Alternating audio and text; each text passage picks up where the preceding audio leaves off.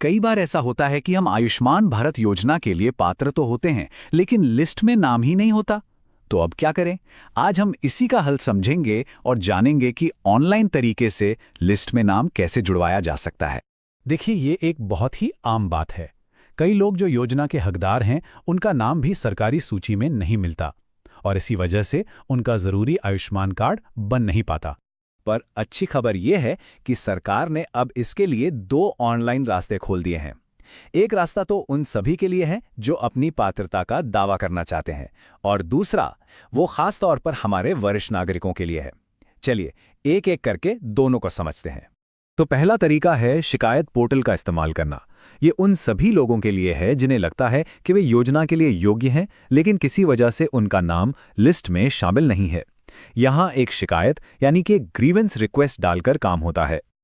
अच्छा, ये प्रक्रिया शुरू करने से पहले ना ये पक्का कर लें कि 3 जरूरी दस्तावेज आपके पास तैयार हैं। आपका आधार कार्ड जो मोबाइल नंबर से लिंक हो, आपका राशन कार्ड और एक चालू मोबाइल नंबर जिस पर ओटीपी आ सके। ये तीनों चीजें बहुत जरूरी हैं। ये पूरी प्रक्रिया ना कुछ आसान से स्टेप्स में बटी हुई है। सबसे पहले पोर्टल पर अपने मोबाइल नंबर से लॉगिन करना है। फिर आधार ओटीपी से अपनी पहचान कंफर्म करनी है, अपनी जानकारी भरनी है और फिर सही शिकायत श्रेणी चुनकर अपने दस्तावेज अपलोड कर देने हैं। देखिए, इस पूरी प्रक्रिया में जो सबसे जरूरी कदम है वो है सही विकल्प चुनना। आपको शिकायत के प्रकार में एलिजिबिलिटी रिलेटेड चुनना है और उसके बाद name not in the list को सिलेक्ट करना है। ये बिल्कुल सही होना चाहिए ताकि आपका आवेदन सही जगह पर पहुंचे। चलिए अब दूसरे रास्ते की बात करते हैं। ये एक बहुत ही सीधी और सरल प्रक्रिया है जो खास तौर पर हमारे वरिष्ठ नागरिकों के लिए बनाई गई है। अब इन दोनों तरीकों में एक बहुत बड़ा फर्क है।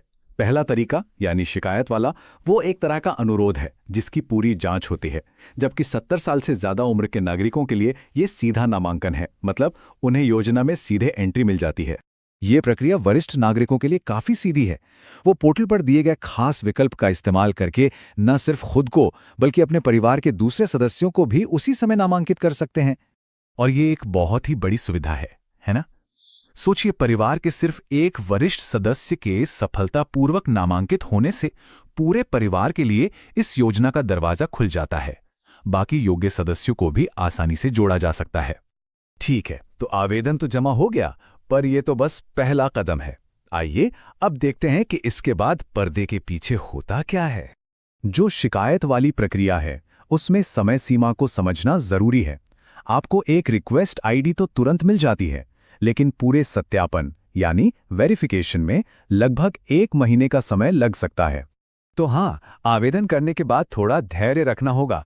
स्वास्थ्य अधिकारियों को आपके दस्तावेजों की पूरी जांच पड़ताल करने में लगभग 30 दिन का समय लग सकता है। इसको ना एक सरल उदाहरण से समझ सकते हैं।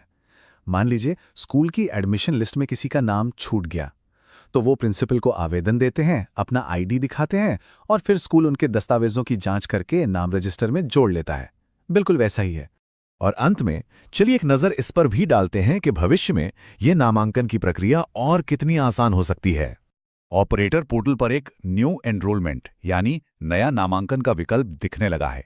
हालांकि ये अभी सबके लिए चालू नहीं है, पर यह इस बात का संकेत है कि शायद भविष्य में लिस्ट में नाम न होने वाले लोग भी, चाहे उनकी उम्र कुछ भी हो, सीधे आवेदन कर पाएंगे। ये नई ऑनलाइन प्रक्रियाएं एक बहुत बड़ा कदम है, इसमें कोई शक नहीं। लेकिन असली सवाल यह है कि क्या ये डिजिटल रास्ते वाकई में आयुष्मान भारत को हर जरूरतमंद तक पहुंचा पाएंगे? इसका जवाब तो आने वाला वक्त ही देगा।